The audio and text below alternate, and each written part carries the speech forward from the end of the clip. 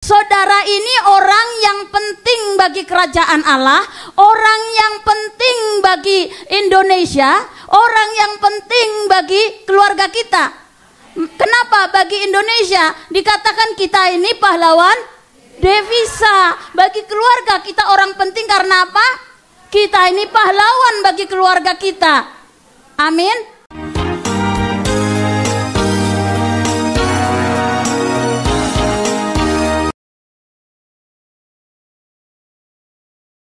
Sekali lagi salam.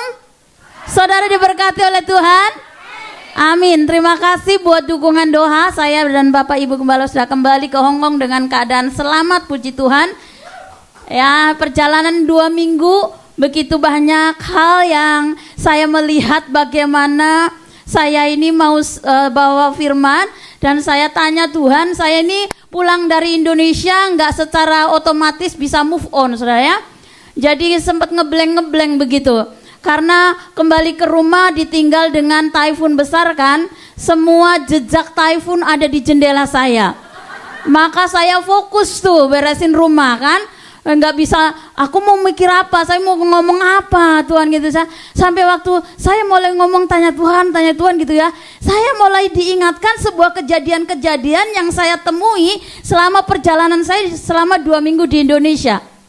Dan perjalanan-perjalanan ini saudaraku saya mau lihat. Yang pertama coba munculkan slide yang pertama. Ya, slide yang pertama. Saudara akan lihat ini. Nah, apa?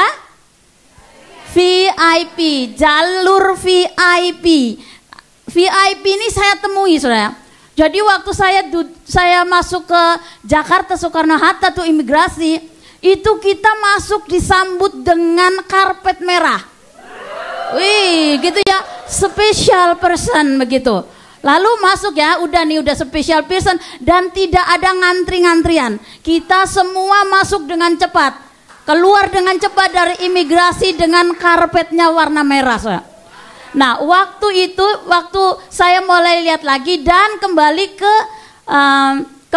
ke MDPJ. Jadi masuk SICC, saudaraku ya. Kali ini kan saya dampingin Bapak Ibu Gembala. Kita pakai satu mobil, saudaraku. Biasanya kan masuk ke ICC kan dari pintu depan. Tapi dari kali ini kita masuk dari pintu depan ada jalur khusus. Tulisannya itu di situ VIP, gitu lah. Jalur VIP. Jadi kita di mobil kita dibawa ke pintu belakang. Di mana dari pintu belakang itu para hamba-hamba Tuhan seperti Opa Niko tuh masuknya ke mimbar itu lewat pintu belakang. Jadi begitu masuk, ternyata untuk masuk ke dalamnya kita nggak bisa. Akhirnya kita harus balik lagi ke depan dan boleh masuk ke ruangan. Tetapi saudaraku, kami selesai MDPJ, kan Bapak Ibu Gembala bilang, kamu nanti jangan kemana-mana ya, jangan pergi-pergi sendiri, jangan foto-foto sendiri, pokoknya ikutin papi mami gitu kan. Ya sudah, karena Bapak Ibu Gembala kan nyapa-nyapa Opa Niko, hamba-hamba Tuhan besar di sana kan. Ya jadi kita ngikutin kan. Begitu kita ngikutin kan, saudara, kita akhirnya dimasuk mimbar besar di SICC gitu. Salaman, saya nggak sengaja mau salaman sama Pak Niko. Beliau itu langsung berdiri di hadapan saya ya, mau shalom Opa gitu kan. Kaget gitu ya. Tapi saudara, saya mau ngomong bahwa saya ini pernah salaman sama Pak Niko itu waktu awal-awal kenal Yesus di Singapura. Waktu itu punya kerinduan, kapan ya aku bisa salaman sama hamba Tuhan ini gitu. Nah, bolak-balik ke Hong Kong saya nggak pernah bisa salaman.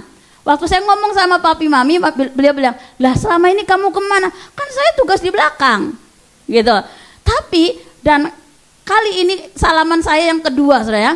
Salaman saya yang kedua dengan beliau, dan waktu keluar kali ini benar-benar kita keluar bukan dari pintu depan, tapi pintu VIP yang di belakang, di mana semua hamba Tuhan keluarnya dari sana, masuk dan keluarnya dari sana. Kita diperlakukan itu seperti very special person, ya. Kemudian saudaraku, waktu ini MDPJ, kemudian masuk ke Motherland. Jadi saya kan datang dari Tiga Raksa dengan Kak Roma. Bapak Ibu Gembala mau tugas belum ada, jadi saya datang duluan, saya temuin asarnya. Pak, saya mau nanya, Bapak Bobby apa sudah datang? Asarnya tidak kenal beliau. Siapa Bapak Bobby gitu kan? Saya bilang, Bapak, ya saya Bobby yang dari Hong Kong. Oh iya, dia belum datang Bu gitu ya. Karena saya itu di sana itu kayak ibu banget gitu, dipanggil ibu banget gitu kan. Jadi makanya saya salah-salah saudara. Saya khotbah itu salah-salah ngomong saya. Kan biasanya khotbah di sini kan walaupun kita usia kan nggak kelihatan tua kan, kita semua muda terus semua kan. Jadi gaya saya kan gaya anak muda gitu ya. Tapi waktu saya khotbah di hadapan jemaat di sana yang jemaatnya itu opa, oma, gitu ya, orang-orang tua dan semua umum ada di sana. Saya pakai bahasanya gini, saudara-saudara aku kamu gitu ya. Saya kaget gitu kan, karena harusnya itu nggak sopan banget kan sama orang tua begitu. Jadi saya salah-salah ngomong gitu. Tetapi itu kayak apa ya, pengalaman pertama saya keluar khotbah di beda gereja gitu. Nah, waktu kita ngadepin orang-orang muda ini, orang-orang muda kita dengan bahasa santai muda, bebas begitu ya. Tetapi kita berhadapan dengan orang-orang tua, ternyata saya juga bisa ketulan jadi ibu begitu. Nah, jadi saya dipanggil ibu gitu. Jadi keibuan banget kali ya gitu. Nah, waktu saudara dapatkan spesial gitu ya, very important person itu saudaraku, saya terus itu di Motherland. Di Motherland itu waktu itu terus habis saya nyebutin Bapak Gembala yang di Hong Kong, salah satu asarnya begini, ayo kak duduk di depan. Kak, saya boleh duduk di belakang? Saya bilang gitu, enggak, ibu boleh duduk, harus duduk ke depan katanya. Oh iya karena ibu tamu gitu kan, spesial gitu kan. Ya sebenarnya yang spesial kan Bapak Ibu Gembala hari itu jadi orang yang spesial di situ. Tapi karena saya mengikuti orang yang very very important hari itu, maka saya ngikut jadi orang penting. Gitu lah. Makanya saya suka ngomong the power of menulari, itu pasti. Ya saudaraku yang dikasih oleh Tuhan. Waktu saya mulai menemukan itu, kemudian yang sekali lagi, coba slide yang karpet biru. Ya ini, karpet biru di Bandara Soekarno-Hatta. Ya, Pak Jokowi membuat aturan bahwa para tenaga kerja dianggap sebagai orang very very important person. Dan karpetnya memang ada di situ. Nah, kalau di Zoom tuh saudara, kalau di Zoom ditulis VVIP. Oke, untuk tenaga kerja, tenaga migran Indonesia. Nah, jadi di sana tuh sebenarnya ini nggak boleh diambil, nggak boleh difoto gitu ya, nggak boleh difoto, karpet merah nggak boleh difoto, ini nggak boleh difoto, tapi ini hasil curian saudara. Saya bilang maaf ya Tuhan, saya mencuri gitu ya. Tetapi saya mencuri bukan untuk saya, tapi saya mencuri untuk berbagi. Bahwa cerita kisah orang yang diperlakukan sebagai orang very very important adalah saudara dan saya. Amin. Saudara ini orang yang penting bagi kerajaan Allah, orang yang penting bagi Indonesia, orang yang penting bagi keluarga kita. Kenapa bagi Indonesia dikatakan kita ini pahlawan devisa? Bagi keluarga kita orang penting karena apa? Kita ini pahlawan bagi keluarga kita. Amin. Jadi jangan sampai ada, yang saya mau tekankan di sini, jangan sampai ada di antara kita yang duduk di ruangan ini, engkau merasa menjadi orang yang tidak diperhitungkan, menjadi orang yang tidak berharga, menjadi orang bla bla bla bla, alasannya macam-macam yang membuat engkau merasa minder, merasa ini dan itu, pokoknya nggak layak lah. Tidak ada ini lagi. Tapi kita mulai melihat diri saudara adalah orang yang sangat penting bagi kerajaan Allah di hadapan Tuhan. Kau penting. Sekarang ngomong sama diri saya sendiri, saya ini orang penting. Sekarang kasih tahu saudaramu, kamu orang penting. Oke? Nah, kalau kita mau mendapatkan, kita melihat dulu apa sih artinya daripada VIP atau very important person. Dikatakan itu orang yang very important person itu menerima hak istimewa yang lebih penting daripada orang-orang biasa. Sedangkan VVIP ya menerima hak istimewa terpenting, merekalah yang paling pantas didahulukan ketimbang orang biasa. Jadi saudaraku, untuk mengalami ya melewati jalur important person ini, saudaraku, kita akan ada yang harus kita lakukan nanti, saudara. Kita lihat dulu firman Tuhan dalam Kisah Para Rasul 15 ayat 16 dari Alkitab dalam bahasa Indonesia masa kini. Setelah itu aku akan datang lagi, kata Tuhan. Aku akan membangun kembali rumah Daud yang sudah roboh dan memperbaiki runtuhannya, lalu menegakkannya kembali. Ayat yang ke-17. Supaya semua orang yang sisa itu mencari Tuhan bersama semua bangsa lain yang bukan Yahudi yang sudah kupanggil untuk menjadi milikku. Begitulah kata Tuhan. Sebelum masuk ke isinya, saya mau cerita dulu.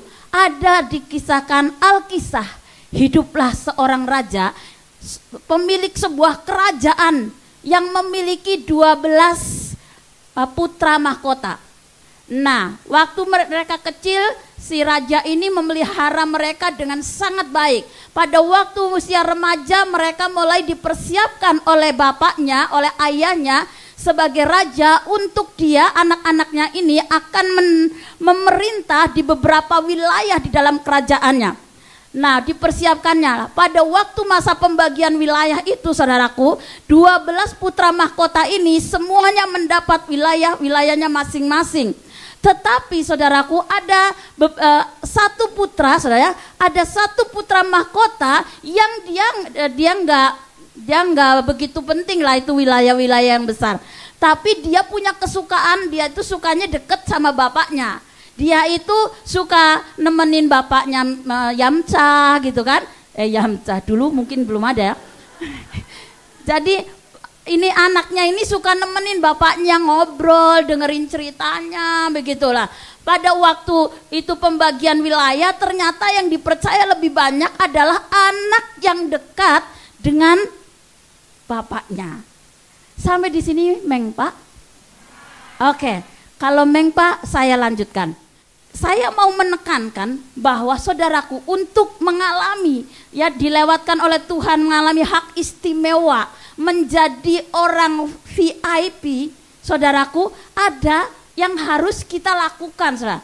Kita harus mengambil apa yang menjadi bagian kita.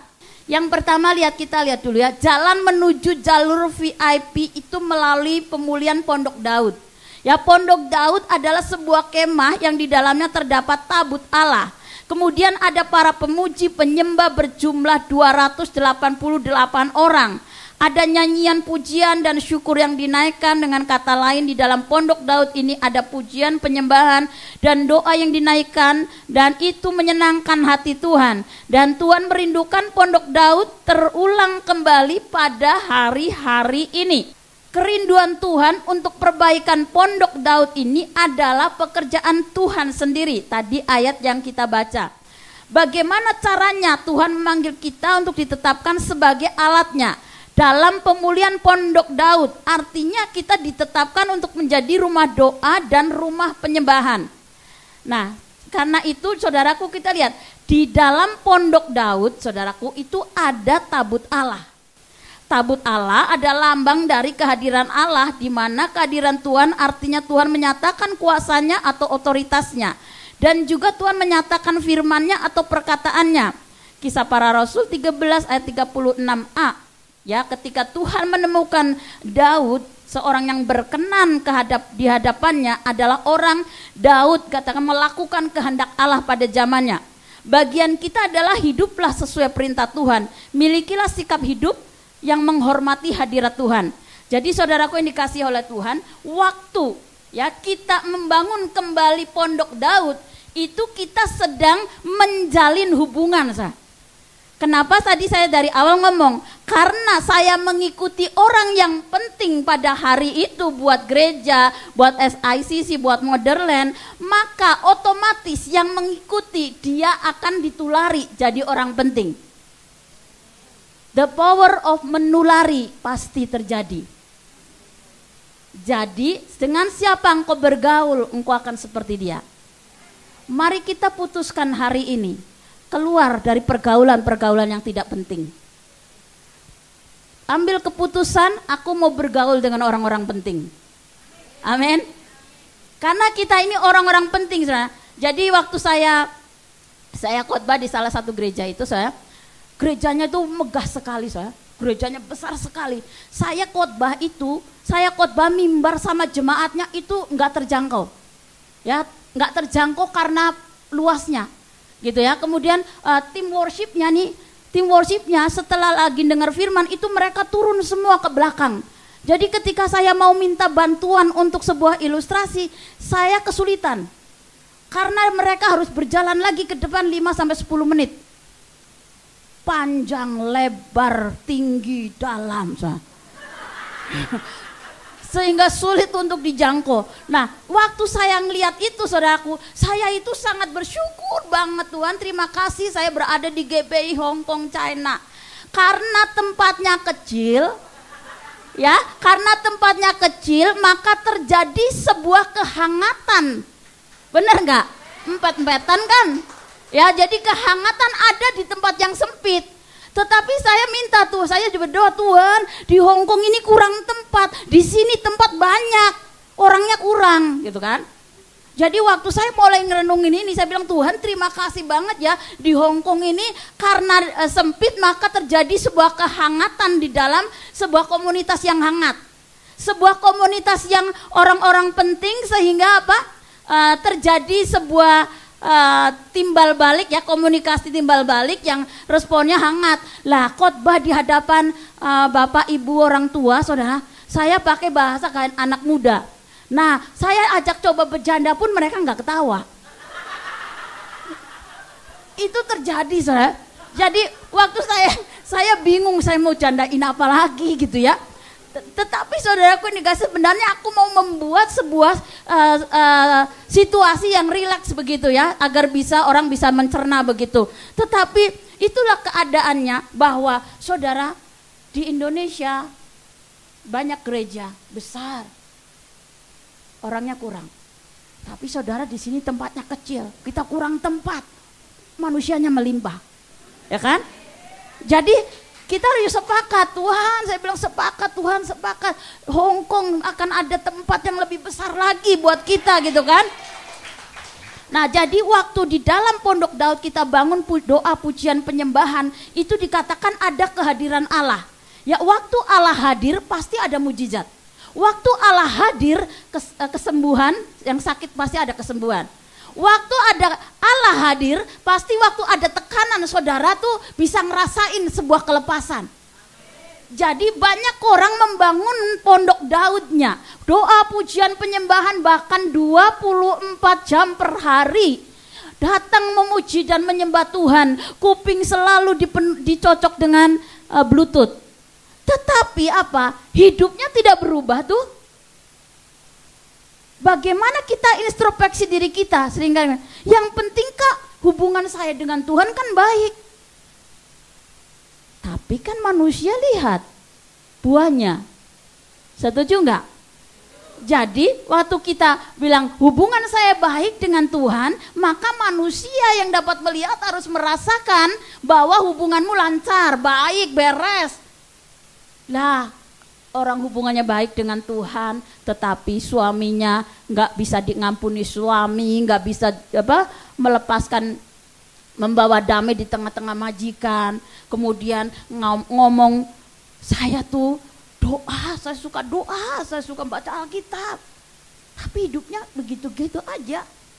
Tapi saudaraku yang dikasih, di sini tidak ada. Karena saya percaya orang di GBI Hong Kong itu orang yang suka berdoa dan memuji Tuhan. Makanya saudaraku, ada banyak teman-teman di Indonesia kasih selamat sama saya loh. Dia bilang gini, ih Kak, saya tuh diberkati banget loh dengan pelayanan di Hong Kong. Dari mana Anda tahu? Saya tuh ngikuti YouTube-nya, saya itu ngikutin Facebook-nya. Ih, semangatnya on fire, on fire, on fire. I am happy gitu kan. Dan mereka ngerasa diberkati, mereka ngerasa ditulari oleh semangat-semangat saudara dan saya loh. Amin. Waktu mereka ngomong gitu dan itu membuat saya menjadi yakin banget, percaya diri saya tumbuh, saudara, bahwa saya ini orang important person. Saya ini orang penting gitu kan. Dan saudaraku yang dikasih oleh Tuhan, waktu mendengar ya, saya juga rencana saya ketemu saya cuma ketemu sebenarnya rencana di Hong Kong ketemu 2 orang. Satu di Jakarta, satu di Solo. Tetapi ternyata saya bisa ketemu di Solo itu dengan beberapa orang yang sudah lama pulang. Kemudian ada ketemu lagi dengan yang ada di Tangerang. Begitu kita nginep di hotel, teman kita itu tinggalnya dekat hotel itu. Jadi kita ketemuan di mall. Itu enggak dirancanakan.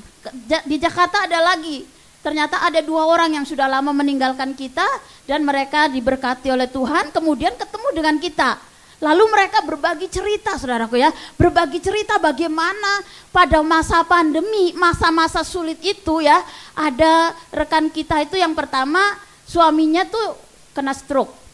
Ketemu kemarin satu lagi cerita, sama pada masa pandemi suaminya juga kena stroke.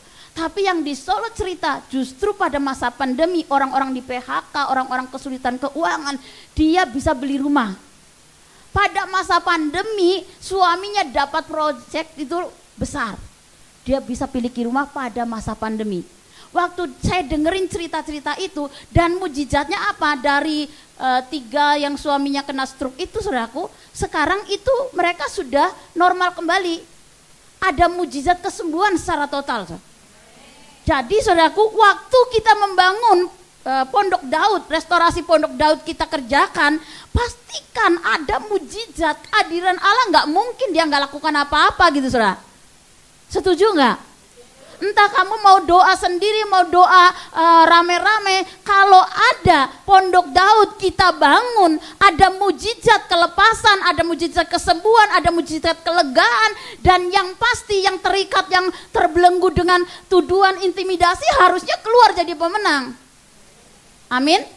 Lah, waktu kita ada di dalam Pondok Daud ini, saudaraku ya, ada tabut Allah, ada kehadiran Allah.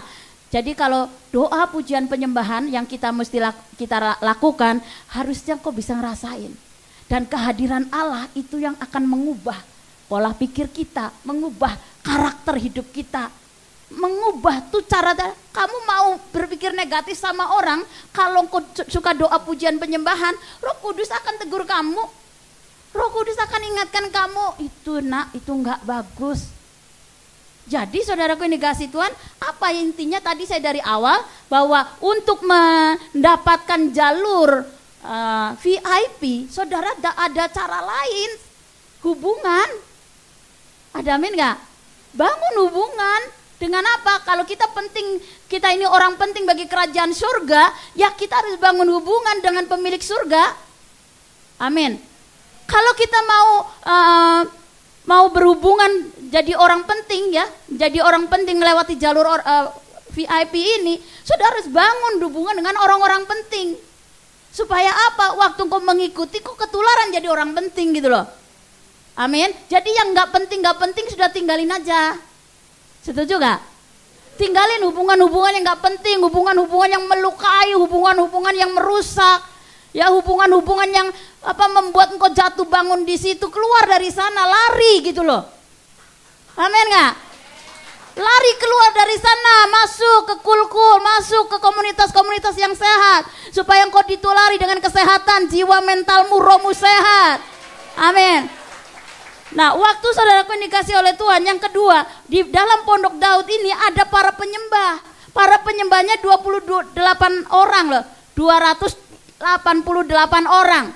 Ya, artinya di sana dikatakan di dalam Pondok Daud ada nyanyian pujian penyembahan yang tidak pernah berhenti setiap harinya. Yang dinaikkan oleh para penyembah dalam Unity. Kita ada APT.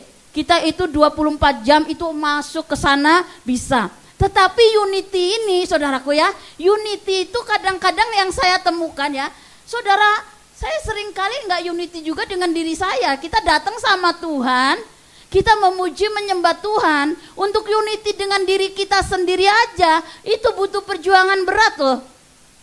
Bener nggak?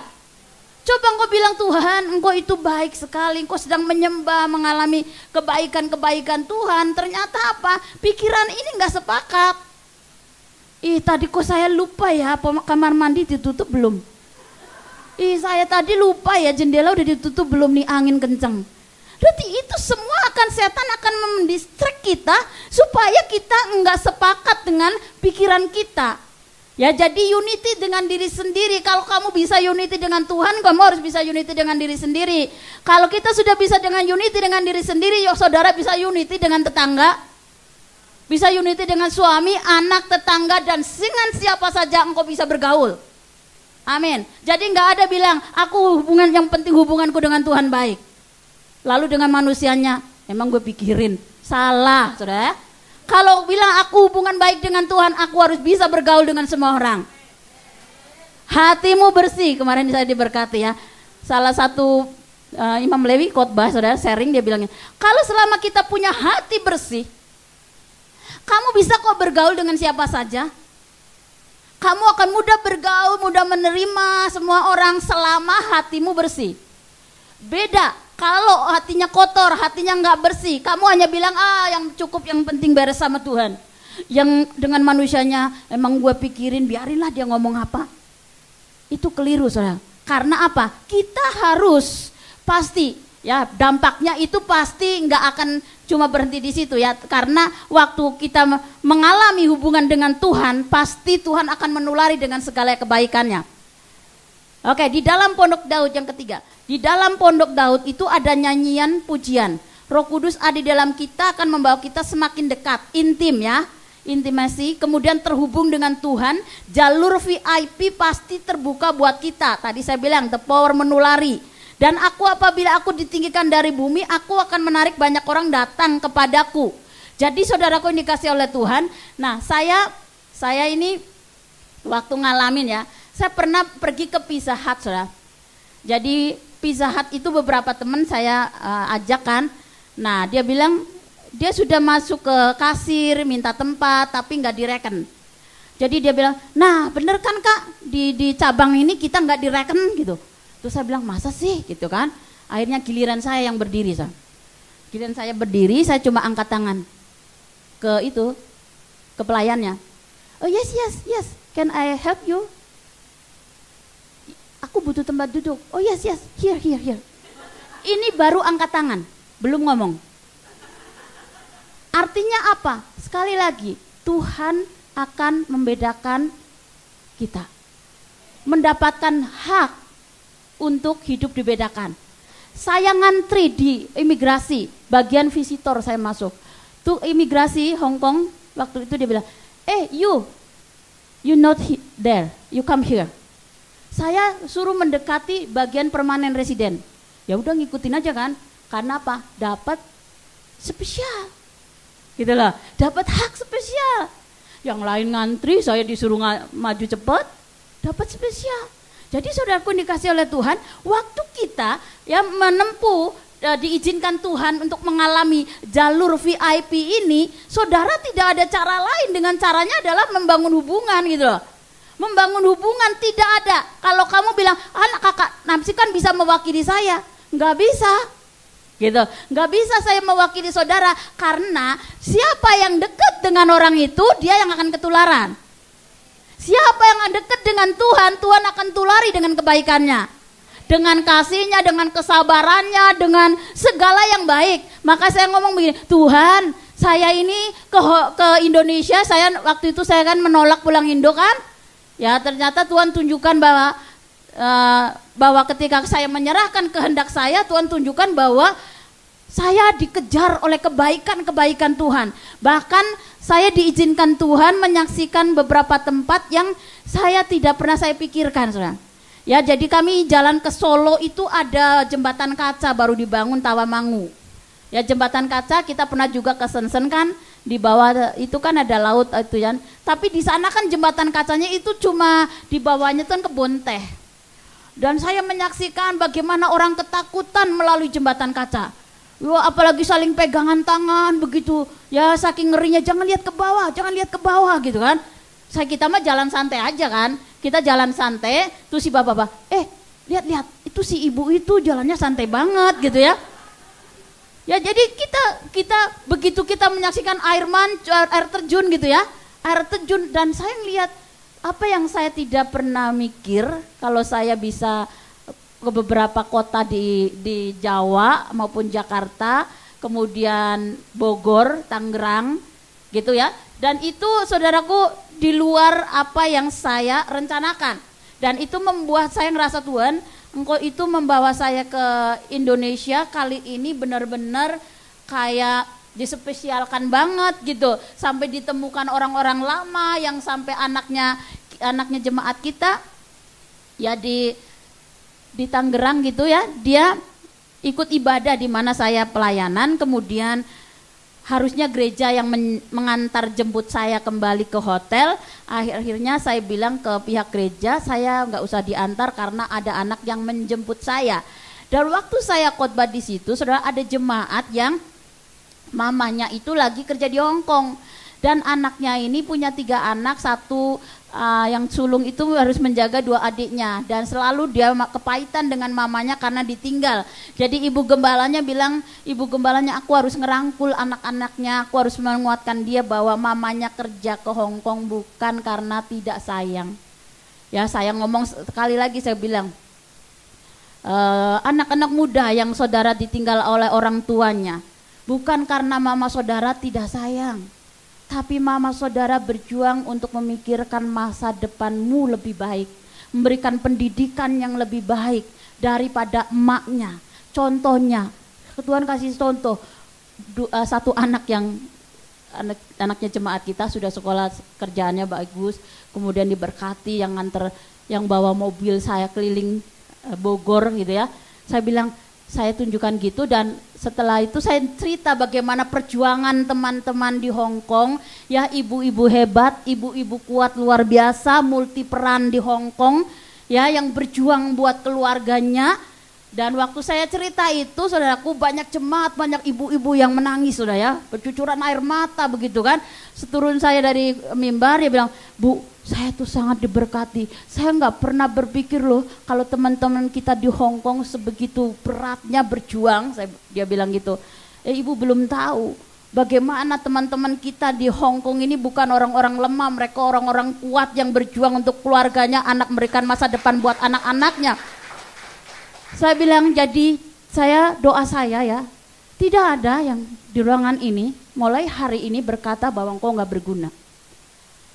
Engkau ngomong kalau ada setan menuduh kamu nggak berguna, kamu begini dan begitu, kamu harus berperang melawan. Katakan pada diri kamu sendiri, aku ini orang penting buat kerajaan Allah. Aku ini orang penting buat Indonesia. Aku ini orang penting bagi gereja ini. Amin. Saudara sadar nggak kalau saudara orang penting di sini? Orang penting di sini, sebab kalau nggak ada saudara saya nggak mungkin khotbah. Ya kan?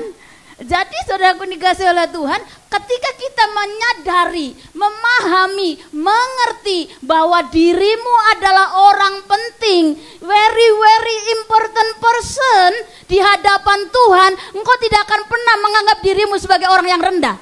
Sekalipun profesi kita mungkin dianggap rendah oleh orang lain, tetapi posisinya kita di hadapan Tuhan, Tuhan bilang, kamu penting buat aku, kamu penting, kamu berharga di hadapanku. Amin. Waktu saya mulai itu, saya juga nggak tahu kekuatan dari mana, kepercayaan dari mana, saudara. Saya bisa khotbah dengan begitu berapi-api, begitu yakin bahwa saya ini orang yang spesial dan berharga, penting, makanya saya diutus, saudara. Waktu saya sekarang sama, mungkin Anda nggak khotbah, tapi Anda diutus ke Hong Kong karena Anda tuh spesial, penting gitu loh. Amin nggak? Lah waktu diantar very very important person oleh negara, ya, oleh negara Anda diutus, dilepas ke luar negeri, keluar menduduki bangsa-bangsa gitu ya, pengutusan begitu ya. Nah sekarang kembalilah ya, kembali kepada orang penting buat kerajaan Allah. Saudaraku yang dikasih oleh Tuhan, waktu saya mencoba ya menyimpulkan bahwa untuk memperoleh jalur ya VIP yang Tuhan sediakan buat kita adalah apa? Membangun hubungan dengan pemilik surga melalui restorasi Pondok Daud, membangun hubungan dengan orang-orang penting dan ikuti mereka. Kalau cuma membangun juga nggak bisa, saudaraku. Saudara harus ikut, bekerja sama dengan Roh Kudus, karena bagian kita ya, fokus ya, lakukan bagian yang bisa kita lakukan. Karena hari-hari ini ada begitu banyak hal yang mencoba mendistract kita daripada fokus kita menyenangkan Tuhan. Kita sibuk dengan kegiatan, kita sibuk dengan pelayanan, kita sibuk dengan macam-macam alasan, tapi tidak pernah menyenangkan hati Tuhan. Saudaraku dikasih oleh Tuhan. Kemudian yang tidak bisa kita kerjakan ya, serahkan pada Tuhan dan percayai, Dia tahu yang terbaik kok buat kita. Dan saya percaya hari-hari ini bahwa kebaikan-kebaikan Tuhan sedang mengejar orang-orang yang membangun hubungan baik dengan Tuhan. Saudara akan mengalami terobosan. Saudara akan mengalami banyak hal-hal baru di hadapan saudara ketika saudara mendekat. Yang gandol Gusti, kemanapun gitu ya, sudah ikutin aja. Saya bilang, Kanasi rencananya mau kemana lagi? Enggak tahu, saya enggak punya rencana. Biar rencana Tuhan yang jadi atas hidupku, itu aja. Oke, saya undang worship leader musik untuk bantu saya.